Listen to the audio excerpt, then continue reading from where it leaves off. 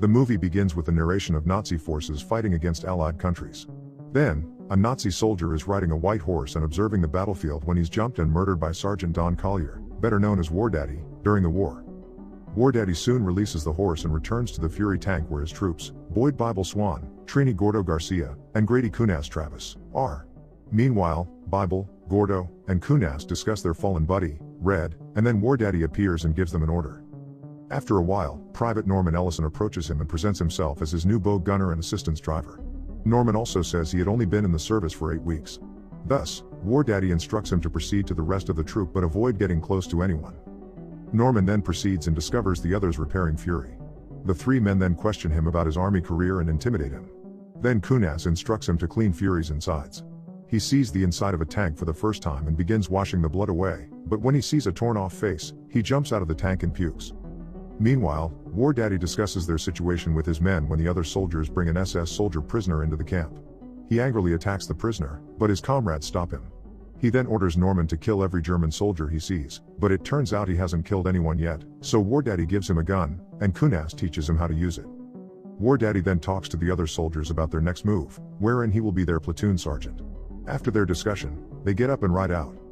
On their way, they drive past people evacuating, and War Daddy warns them of the possibility that there are enemies among the people. Then, from the tree line, Norman detects someone but hesitates to shoot it. As a result, the enemy ambushes them, and one of their tanks explodes, where Norman witnesses a soldier burning and shooting himself to death. War Daddy immediately chases and kills the opponent, only to discover that the enemies who ambushed them are children. He then returns to Norman and scolds him for hesitating to kill the enemy. Now, Norman bears the burden of someone dying due to his carelessness. And then, War Daddy takes command of the entire platoon and begins the mission. When they reach their destination, a soldier greets them and takes War Daddy to Captain Wagoner. They then discuss the mission to rescue the captain's trapped soldiers in enemy territory. After setting up the plan, they gear up and proceed with their mission. Later, the platoon arrives at the pinned-down soldiers and begins to rescue them, with tanks in front and men in the back. Then the enemy began firing at them with powerful machine guns and anti-tank weapons, resulting in a shootout.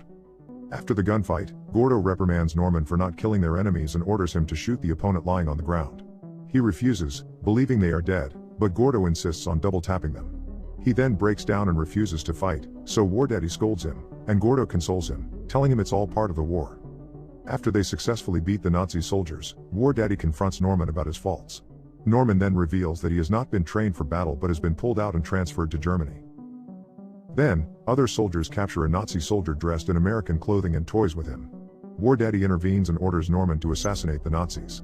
When he refuses, War Daddy wrestles the handgun into Norman's grip, forcing him to pull the trigger. Later, Norman is traumatized as the Nazi dies with the pistol in his hand. Bible then scoops him up, and they return to the group where they tell him that, while War Daddy can be difficult at times, he's the main reason their group is solid. After that, they proceed to a neighboring town, where they come across the dead bodies of Germans who refused to fight in the war. When they arrive in town, they look for German soldiers who may be hiding. They then come across an elderly guy and ask him where the soldiers are, but he gets shot as soon as he points them out, causing a shootout. When the Burgermeister surrenders, War Daddy and his battalion effectively seize the town and liberate a group of children and women compelled to fight in battle, and then they assassinate their leader. Meanwhile, War Daddy approaches Norman and congratulates him on killing the enemies. Norman, on the other hand, reacts sarcastically. War Daddy then brings him to an office full of dead people and talks about war ideals, hoping to make Norman realize why they need to fight. When they step outside, War Daddy spots a woman peeking from the window. He and Norman rush to the woman's apartment, where they discover Irma and her younger cousin, Emma, hiding. War Daddy stays a bit, paying Irma 2 packs of smokes for a meal and hot water to shave. Moments later, they are ready to eat when Bible, Gordo, and Kunas barge in. They claim a woman is waiting for Norman in the tank, but when they see Emma, they realize what has occurred.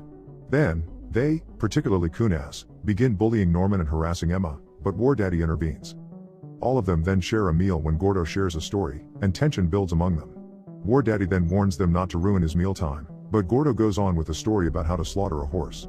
According to him, to murder a horse, you must first befriend it and acquire its trust before killing it.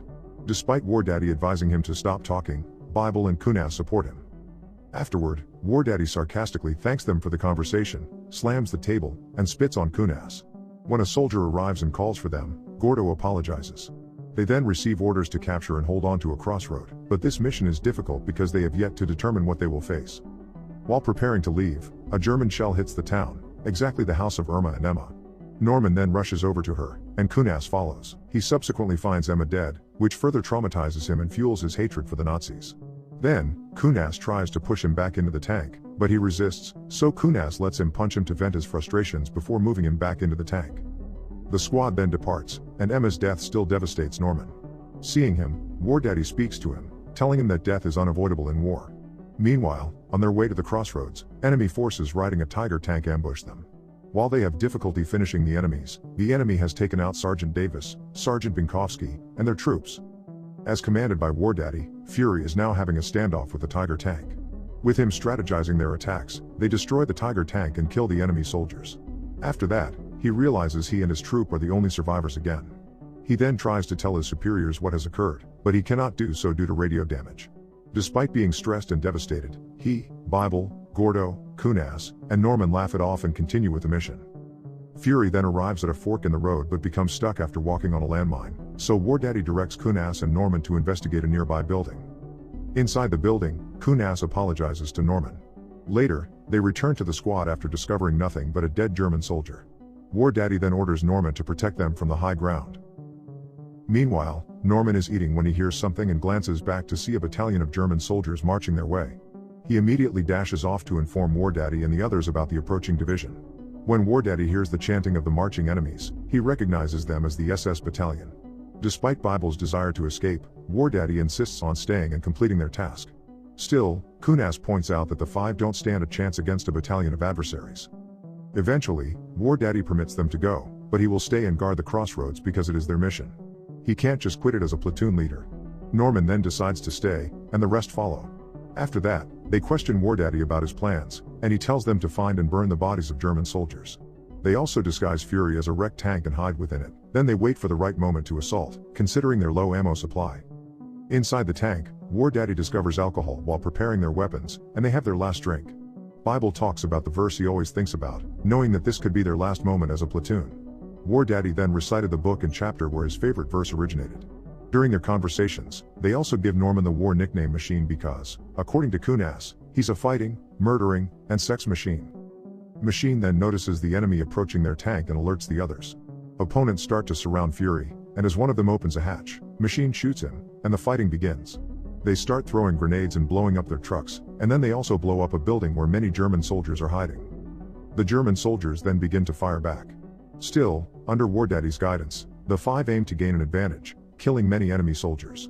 Moments later, they run out of ammo, so War Daddy intends to leave to fetch some and orders Gordo and Machine to cover him. They toss smoke grenades and pop through their hatch to cover War Daddy while he grabs the ammo, and as soon as he finishes collecting, he orders them to get back inside. He is about to return inside as well, but opponents manage to climb up the tank, so he fights them off but is shot in the process. Fortunately, the wound is not fatal. Bible then bandages his injury, and they discuss another Bible verse. On the other hand, German soldiers pull out their Panzerfaust and attack relentlessly. There is a brief silence echoing around, and both troops are careful with each other, especially the battalion of War Daddy, because they have limited ammo left. Then, the enemies start shooting them with Panzerfaust, and they counterattacks. An enemy blows a hole in Fury's side, killing Kunas, and causing Bible to cry in agony. However, War Daddy orders him to straighten up because they are still in the middle of the war. The four battle by shooting and tossing grenades at the German soldiers, but they eventually run out of ammo, leaving them with only their hand weapons and Fury's .50 machine gun.